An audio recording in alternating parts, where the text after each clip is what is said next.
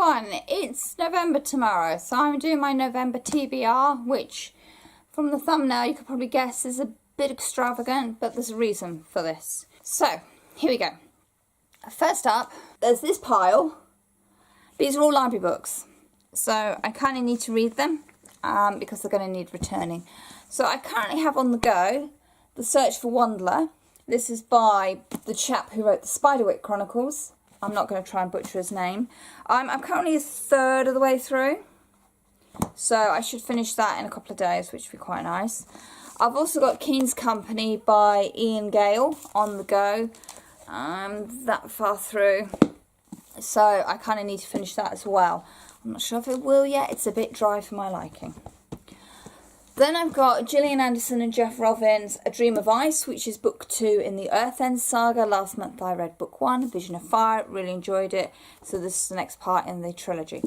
I've picked up Joanna Hickson's First of the Tudors, which follows Jasper Tudor and basically the rise of the whole Tudor court. And so a little bit of history by somebody I don't know who writes history. It's not Philippa Gregory, it's somebody else.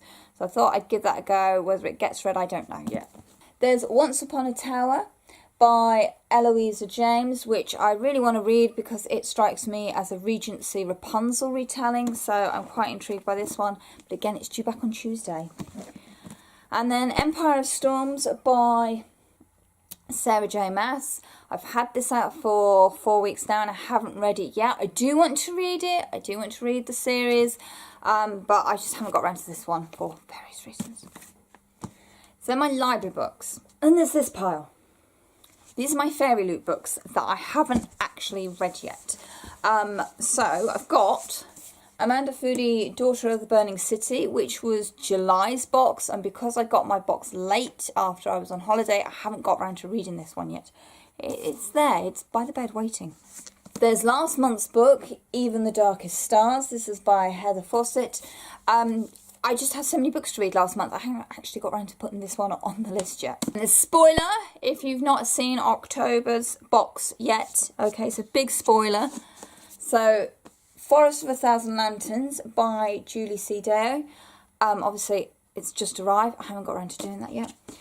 And bonus book is Language of Thorns by Leah Bardugo. This is a collection of fairy tales from the Grisha universe. So I've not read the Grisha trilogy, so I might dip in and out of this one, see how I go.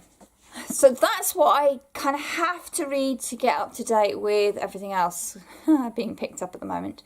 But also on that, I want to add Rebel Spring. This is book 2 of the Fallen Kingdoms series by Morgan Rose, just because I read Fallen Kingdoms last week. Really, really enjoyed it. I had to go out and buy the second book, which ironically was sitting on my library shelf. There we go. So 11 books to read. 2 of which are on the go. 1 might not be finished. 1 might not get read. So I'm being flexible with my library books because I can always get them out again. And I really want to try and catch up with my Fairy Loot books. So that'd be kind of nice.